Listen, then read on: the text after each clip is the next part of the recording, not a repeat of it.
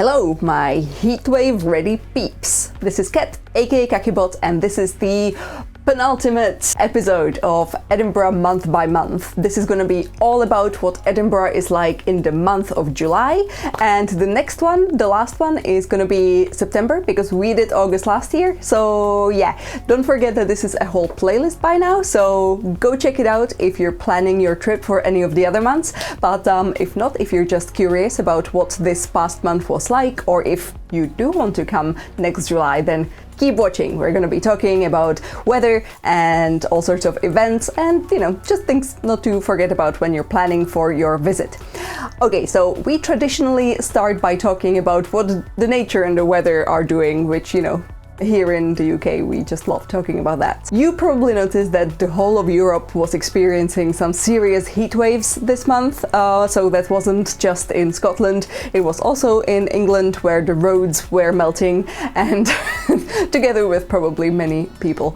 And the same was happening all over continental Europe from what I could see. I've seen a lot of my American friends were commenting on it, so you probably do know that this was happening.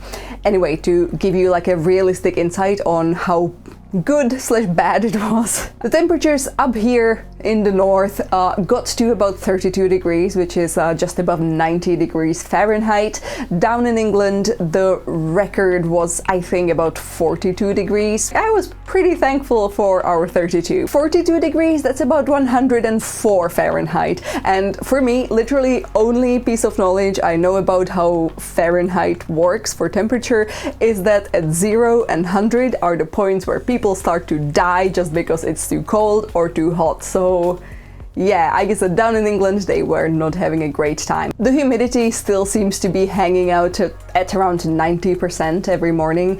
There's a bit of a kind of a up and downy, bouncy pattern to the humidity here in Edinburgh specifically. It is not all sunshine and heat waves though. There was quite a lot of rain as well, which is nice because I think that the nature appreciated it. A lot of the rain that we got was a lot more than the usual drizzle. It was quite heavy. It was kind of out of nowhere, usually like quite noticeable heavy rain that would break those kind of humid hot spells, which obviously can be pleasant. And again, it's probably good for all the greenery, which I think was not having a great time with all the dryness we were experiencing mostly in like May and June. I would say that combined with the humidity, if I was to give you like a tip for what to wear in July in Edinburgh, I think probably just give up on anything like waterproof because it's only gonna make you feel so like muggy, like you're gonna create your own horrid atmosphere in like your little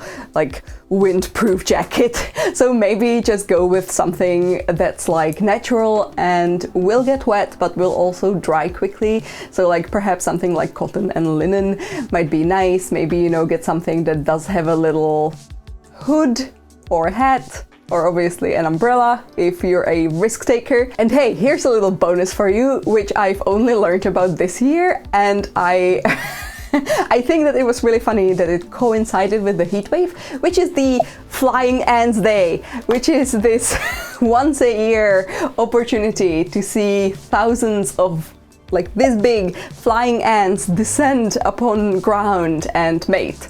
And it lasts a day or two, and it's basically the start of like the flying ant season, where they're just basically coming down to find, sexual partners. It's the virgin queens find the males and they do it. It's not something that I noticed ever before, but I think that because this year it was like, oh, so we have a heat wave and ants. I think it was hard to avoid noticing.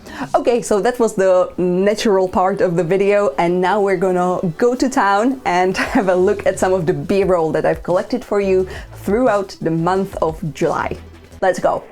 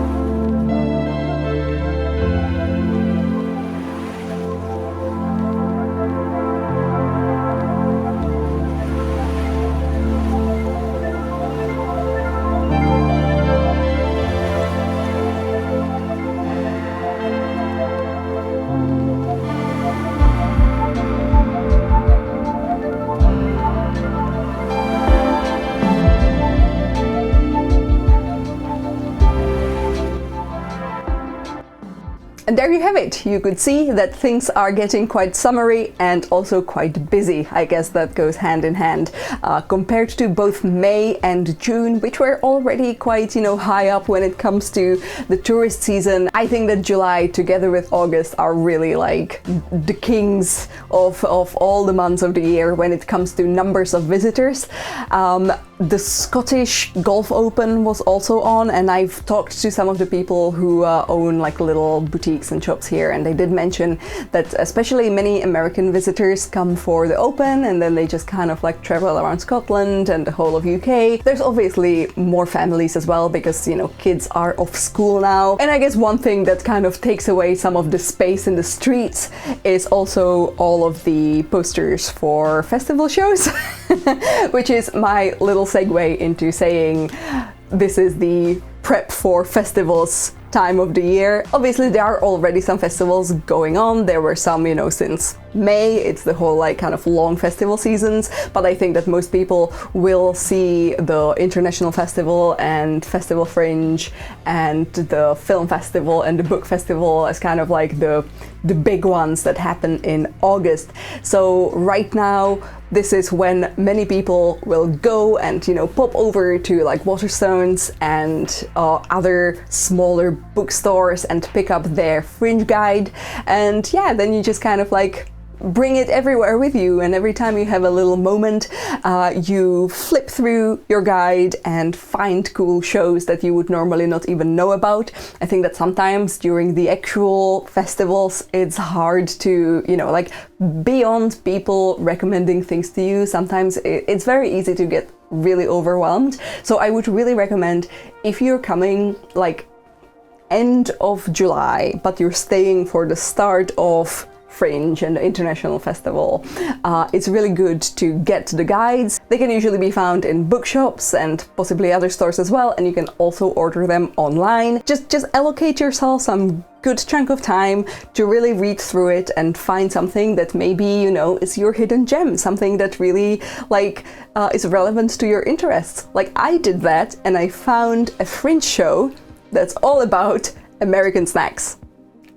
And I think I need to go see that because that's like right up my alley. Yeah, as I mentioned, there are some festivals that are already going on now in July. One of them is the Edinburgh Jazz and Blues Festival. I think that many people, when they're not quite familiar with the festival scene here in Edinburgh, they just assume, they're all music festivals, which, I think that that's kind of like the usual first connotation to many people. But in fact, I think that, most of Edinburgh's festivals are kind of more like performance.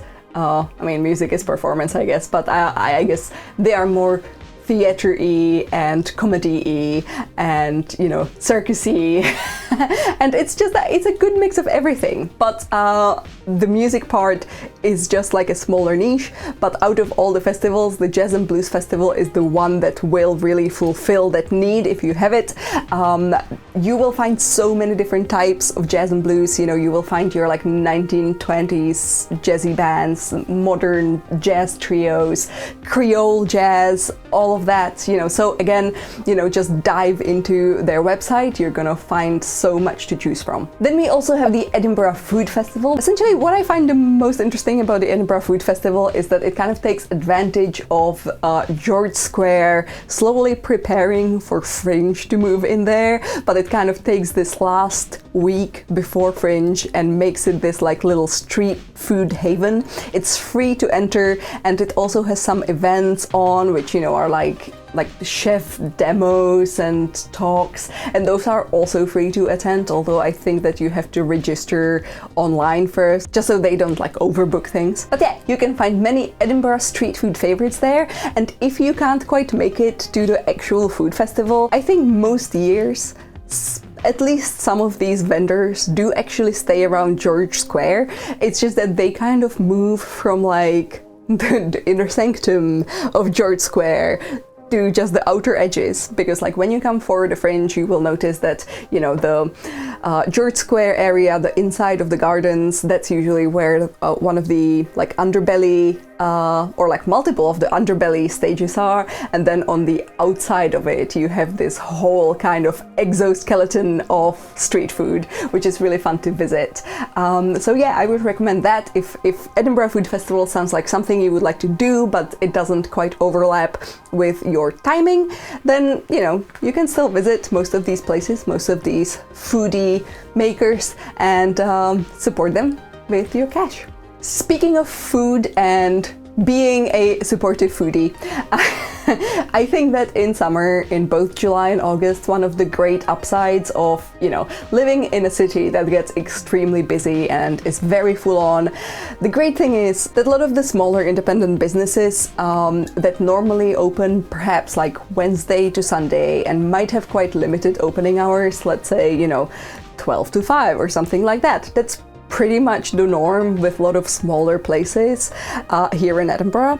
But in the summer months, you will see that they often extend both those hours and also the days of the week. So, you know, some of them will extend it to Tuesday to Sunday, and some of them will just be open Monday to Sunday. And it's a very busy time for them. I mean, I'm hoping that they're making some like good money out of it, but you know, if you're visiting them, be nice to them, tip them, because they're basically working without like any pause, you know, any vacation while, you know, you're visiting and you're having the best of times. They're probably having like the worst month of the year. So yeah, be kind, pay them well, and enjoy their service. And before I go, I also want to mention that the National Museum of Scotland has that new great show that's all about like life and death and how it's connected with the medical history of Edinburgh. I super enjoyed it. You have to see it if you're into history and the macabre, and you also kind of want to know why Edinburgh just is the way it is. I think you definitely should visit this exhibition. It's actually on until the end of October. So if you're watching this and you're coming in the next 3 months, please pay them a visit. It's a great exhibition. I really loved it. And if you're watching this video later than that, please let me know in the comments below what exhibition is on right now at the National Museum of Scotland, and if it's cool, if you've been to see it. And if you haven't seen it, then let's just kind of debate on like if it sounds good or not. It probably is though. They're always good. Alrighty then, I think that takes me to the end of what I wanted to tell you about the month of July. I am absolutely positive that I didn't cover some interesting things. I just feel like in summer there truly is so much going on in Edinburgh that I didn't even have the time to kind of delve into what's going on in Scotland in general. I think that maybe once the series is finished, maybe we can create a video that's more about kind of like how Scotland as a whole is evolving throughout the year. Maybe one day we can talk about like what are some seasonal foods in Scotland. That might be fun. Food is always fun. Yeah, but again, don't forget that this is a whole playlist. Go watch any of these videos that is relevant to your trip planning. Absolutely let me know in the comment section below if there's anything you think other travelers and planners should know about that I didn't mention. I always love to see some healthy discourse down there. Yeah, go, leave comments. Possibly nice ones, thank you.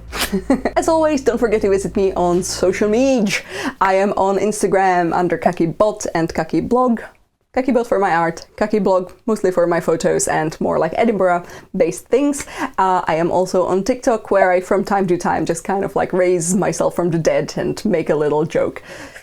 TikTok, kakibot also. And also, if you want to support me and the videos I make, one of the great ways of doing that is popping over to my Etsy store, which has recently been restocked with some new stickers. Yay! But it also has many pins and also some like Christmas cards, and everything is Scotland themed, so I know that if you're watching this video, you're gonna love it. So yeah, don't forget, visit me in my Etsy store, link is in the doobly-doo, and I will be thankful for every order, and I sent a little thank you note with each one of them. Alrighty then, I shall see you in my next video, hopefully. And that's gonna also hopefully be soon. Bye!